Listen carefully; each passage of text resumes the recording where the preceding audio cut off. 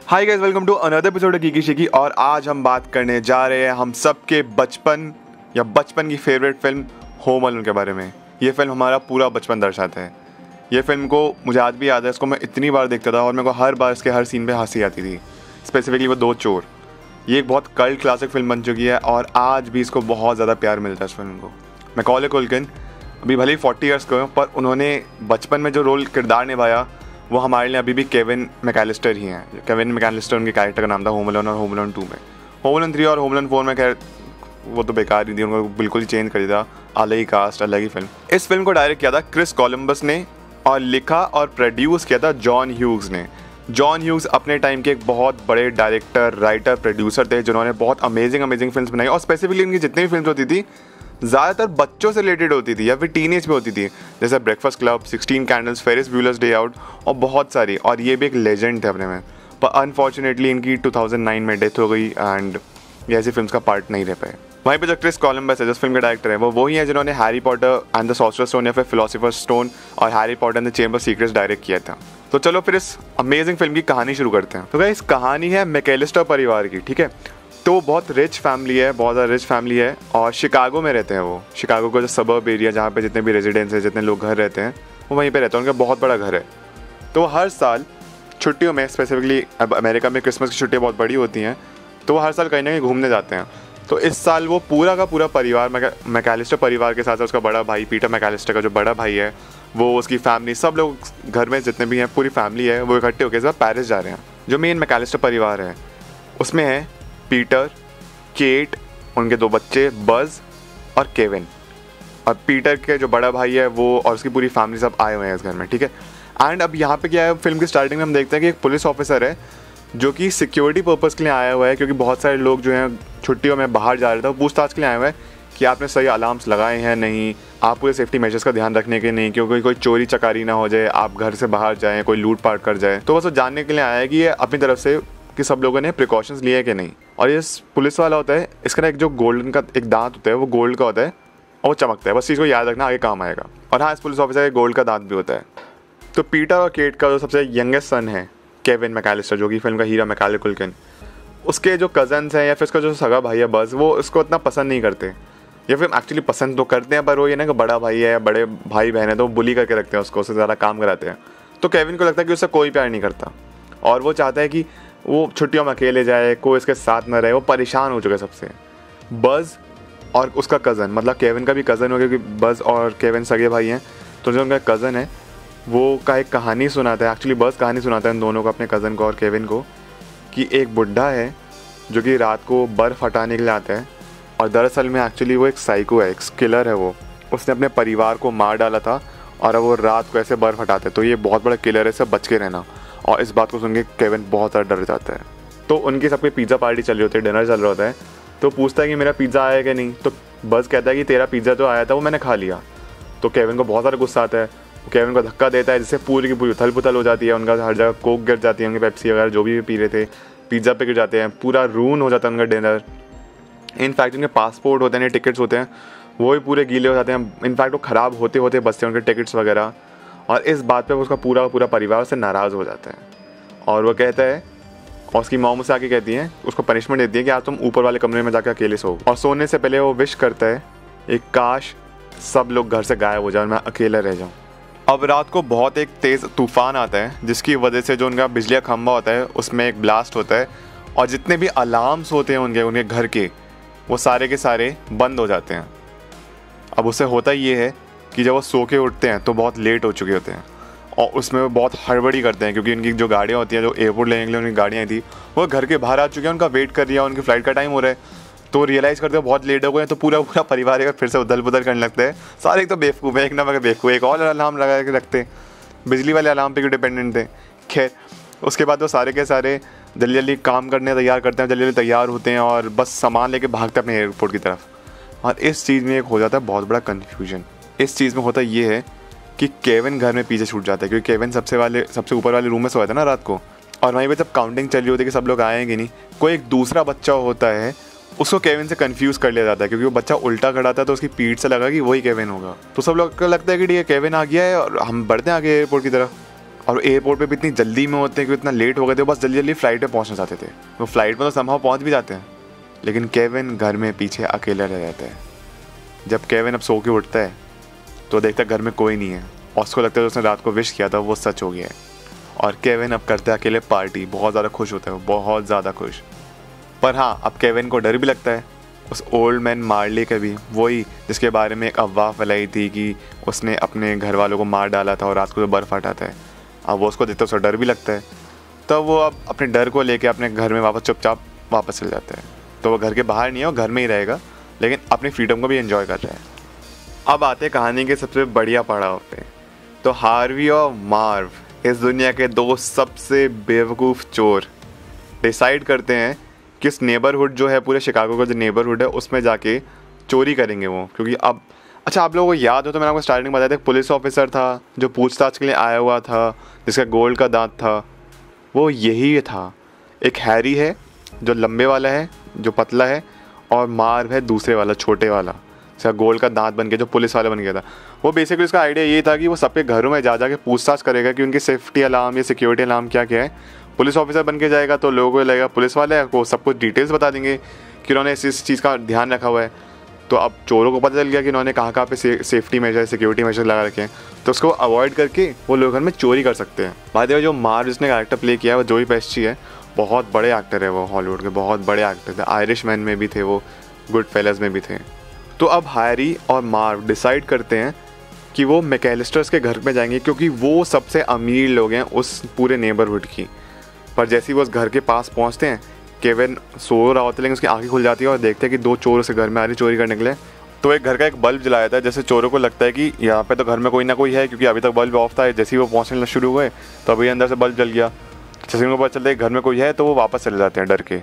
और हैरी और मार्व अपने आप को, एक्चुअली से मार्व अपने आप को वेट बैंडर्स बुलाता था, मतलब गीले चोर, क्योंकि वो जब भी कहीं पे किसी घर में चोरी करके जाते थे वहाँ का नल खोल के आ जाते थे, तो उसे हर जगह पानी पानी भर जाता घर में। और ये बहुत बेवकूफ़ चोर था मार्व तो।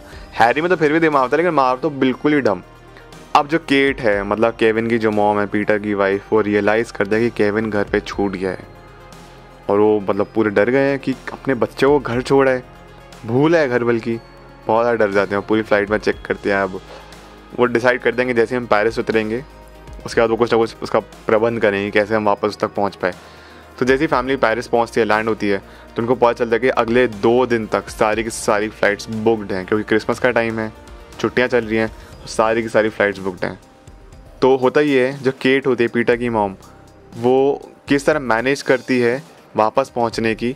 और वहीं पे जो होता है पीटर और बाकी का परिवार, वो पीटर के भाई के घर में रुकते हैं पेरिस में। और जो पीटर की वाइफ और केविन की मॉम है केट, वो किस तरह पूरी तरफ से अपनी कोशिश करी किसी भी तरह एटलीस्ट पास तक पहुंच जाए वो, और आगे वो किस तरह बस केविन तक पहुंचना चाहते किसी भी तरह। होता ये है कि उसको जैसे मालूम पड़ता है कि शिकागो की सारी फ़्लाइट्स वगैरह बुकड हैं, तो एक बैंड होता है पोल का बैंड नाम का, तो वो भी उसी तरफ ट्रैवल कर रहे होते हैं, तो शिकागो की तरफ जा रहे होते हैं। तो वो कहते हैं कि अगर आप चाहते हैं तो हम आपको वहाँ तक ड्रॉप कर सकते हैं। तो उसका कोई और ऑप्शन नहीं था, तो वो उनके साथ केट जो है उस बैंड के साथ आगे बढ़ती है शिकागो पहुँचने के लिए। अब हैरी और जो मार्व होते हैं उनको मालूम पड़ता है कि दरअसल में केविन है वो घर पे अकेला है, या फिर जो टर्म है केविन इज़ होम अलोन, मतलब वो घर पे अकेला है। और वो बेवकूफ़ बनाने की कोशिश कर रहा था इन लोगों को इस तरीके से कंफ्यूज करके कि घर में परिवार है और वो चोरी ना करें। तो अब वो प्लान बनाते हैं कि क्रिसमस ईव पे, यानी कि 24 दिसंबर की रात को या शाम को वो उस घर में घुसेंगे और चोरी करेंगे। और केविन तो बच्चा है, तो उनको लगता है कि बच्चा क्या ही बिगाड़ लेगा, उसको डरा धमका देंगे या फिर जो भी करेंगे, लेकिन हम चोरी कर लेंगे। और केविन ये पूरा का पूरा प्लान सुन लेता है। अब केविन को धीरे धीरे अपने घर की याद आने लगती है, वो मिस करने लगता है अपने मॉम को, अपने डैड को, इवन बस को, पूरे परिवार को, कि काश वो साथ में होते। और वो रियलाइज़ करता है कि उसने बहुत बड़ी गलती कर दी ऊपर वाले से ऐसे विश करके कि मेरा घर परिवार पूरा गायब हो जाए। तो वहीं पे अब जैसे क्रिसमस का टाइम है, तो जितने भी आसपास में जो भी सेलिब्रेशन चल रही है, तो वहीं पे उसका एक लोकल सांता क्लॉज मिलता है। जैसे ऑब्वियसली सांता क्लॉज नहीं था, वो सांता क्लॉज का मेकअप वगैरह में घूम रहा होता है। तो उससे कहते हैं कि मैं जानता हूँ तुम रियल सांता क्लॉज नहीं हो, पर मैं विश करता हूँ कि मेरा घर परिवार वापस आ जाए, तो प्लीज़ प्रे करना मेरे लिए। उसके बाद केविन एक चर्च में जाता है जहाँ पे वो फिर वही ओल्ड मैन मार्ले से मिलता है। और वो मार्ले बताता है दरअसल में मैं ऐसा कोई किलर नहीं हूँ, कोई कुछ नहीं हूँ। दरअसल में मेरे और मेरे बेटे की कुछ टाइम पहले लड़ाई हो गई थी, और उसकी ग्रैंड डॉटर है, उसकी पोती है, वो सामने परफॉर्म करती है कॉयर में, चर्च में, तो वो बहाने से उसको देखने के लिए आ जाता है, उससे मिलने के लिए आ जाता है क्योंकि वो अपनी परिवार को मिस करता है। तो केविन उसको सजेस्ट करता है कि उसको अपने बेटे के साथ सब कुछ सॉर्ट आउट कर लेना चाहिए और ज़िंदगी छोटी है, कब तक इसे लड़के रहना। केविन अब पहुँचता है अपने घर। यहाँ पे आता है बेस्ट पार्ट। केविन अब पूरा प्रिपेयर करता है कि मेरे को अब अपने घर वालों को प्रोटेक्ट करना है, अपने घर को प्रोटेक्ट करना है उन दोनों चोरों से। केविन बनाता है अपने यहाँ पे एक बैटल प्लान, और ये जो बैटल प्लान था, I am telling the truth, अगर एक्चुअली में किसी ऐसे चोर के साथ किया जाए ना तो दोनों के दोनों मर जाएंगे। वो उन सब के लिए बूबी ट्रैप्स, स्प्रिंग ट्रैप्स और बहुत सारे टॉर्चर उन पे करने की कोशिश करता है।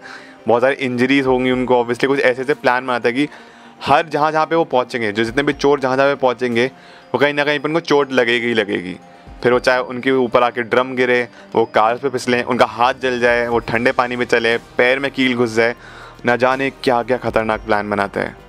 तो जब चोर ऑब्वियसली उनके घर पे घुसते हैं, केविन के घर में जब घुसते हैं हार्वी और मार्व, और जो केविन ने उनके लिए पूरी प्रिपेयर करके रखा था, यहाँ पर तो मज़ा आया था। ये फिल्म का बेस्ट पार्ट है। यहाँ पे आप बहुत ज़्यादा हंसेंगे, हंसते हंसते आपकी आंखों में आंसू आ जाएंगे क्योंकि इतना ज़्यादा परेशान करते थे उन दोनों चोरों को, वो बहुत परेशान करते हैं। मुझे पता नहीं ऐसा क्यों लगता है कि केविन एक्चुअली ब्रूस वेन है। अगर देखा जाए तो कहानी तो कुछ ऐसी हुई, एक अमीर बच्चा जिसके पेरेंट्स नहीं है अभी, और उसके पास गैजेट्स हैं अलग अलग, अपना दिमाग और पूरा सब कुछ, अपने दिमाग और टेक्नोलॉजी वाले गैजेट्स यूज़ करके वो चोरों को, क्राइम को रोक रहा है।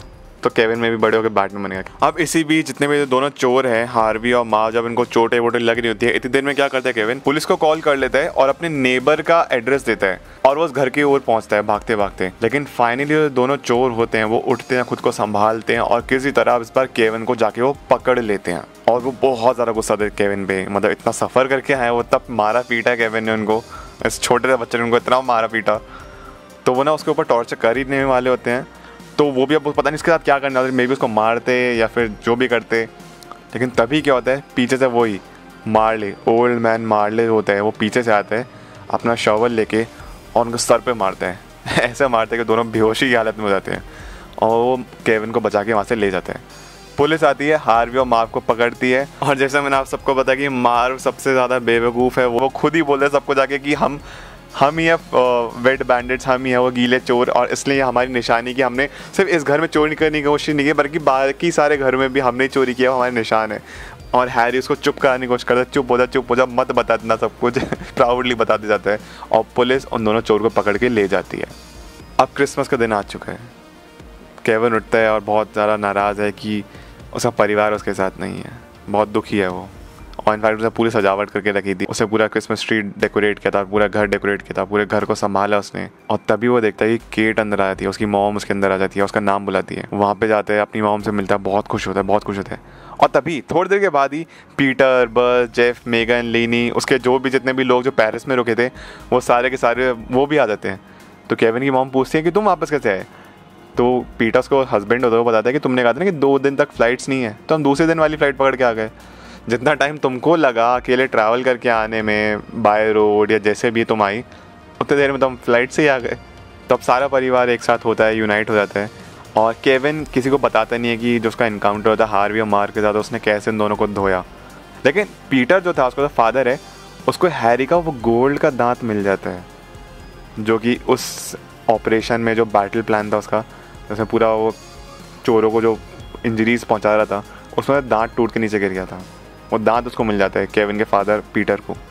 और जब फिल्म में बहुत स्वीट नोट पे एंड होती है, जो केविन होता है वो देखता है ओल्ड मैन मार्ले जो है वो अपने बेटे के साथ यूनाइट हो गया, अपनी बहू यानी कि डॉटर इन लॉ और अपनी ग्रैंड डॉटर के साथ भी, अब वो भी अपने साथ है। और वहीं पे वो एक दूसरे को वेव करते हैं, केविन और ओल्ड मैन मार्ले, और फिल्म ख़त्म हो जाती है। ये फिल्म सिर्फ एक कॉमेडी फिल्म नहीं है, ये एक मैसेज भी देती है, परिवार की इम्पोर्टेंस सिखाती है। और ये फिल्म इतनी प्यारी फिल्म है कि ये कुछ ऐसी फिल्म होती है ना जो आपकी सोल को टच कर जाए, ये उन फिल्म्स में से आती है। काश ऐसी फिल्म्स अभी भी बनती, मतलब बहुत अच्छे अच्छे भी क्लासिक फिल्म्स बनती हैं, अभी भी सिनेमा चल रहा है, पर कुछ ऐसी जो 90s का एक टच थे, इसमें इम्पोर्टेंस हो, कॉमेडी हो, मतलब मैं एग्जैक्ट वर्ड में समझा नहीं पा रहा हूँ, बट मैं होप करता हूँ आप समझ गए हो। 80s 90s में बहुत अच्छी अच्छी फिल्म्स आई थी कुछ, जो हमेशा अमर रहेंगी फिल्म्स।